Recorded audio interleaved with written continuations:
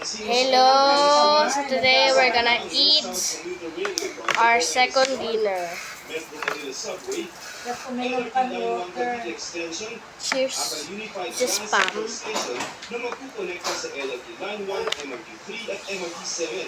Dito sa Dico, nakaabang na ang lampas 100 na mga bagon ng MRT 7. At kapag natuloy na ang operasyon na ito sa inisyal na biyahe, yung isang tren na may 3 bagon kayang magsakay ng lampas 1,000 mga pasahero. Isang MRT 7 sa mga proyekto na magkakaroon ng partial operations sa taong 2027 ay sa Department of Transportation. I wash my hands.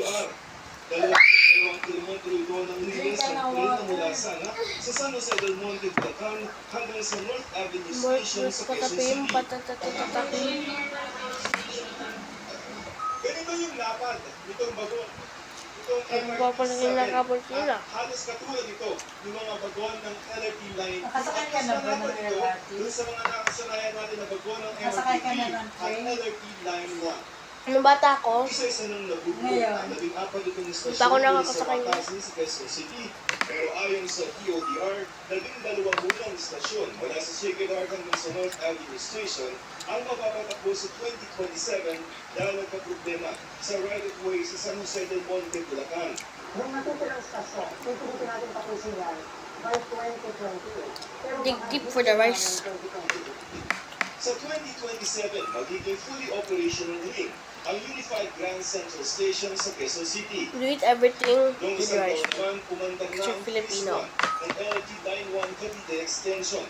Pero nakabinbin pa ang In the Philippines, dahil sa issue sa right-of-way na nasolusyonan naman na daw. don't eat Susubukan rice. na ma-operate ang Las Piñas at sa Porte Station bago matapos ang terminal ng You're arrested. Pangulo. Kung may pinakaabangan Except ang publiko na for the American infrastructure Secundus project, and then ito na the marahil ang Koreans. Metro Manila Subway Project. For the Indianas Kaya and all the magsakay countries. lampas kalahating milyong Just the pasahero Filipinos. araw-araw mula Valenzuela hanggang Naiya Terminal 3. Ininspeksyon ni DOTR Secretary Vince Dizon ng North Avenue Station na lampas 50% na ang nabubutas They didn't ng really Solas Station. Rice Dito, and water. iba na ang forma ng magiging istasyon. I do that. May mga kontrata na ang mula Valenzuela hanggang Shaw Boulevard.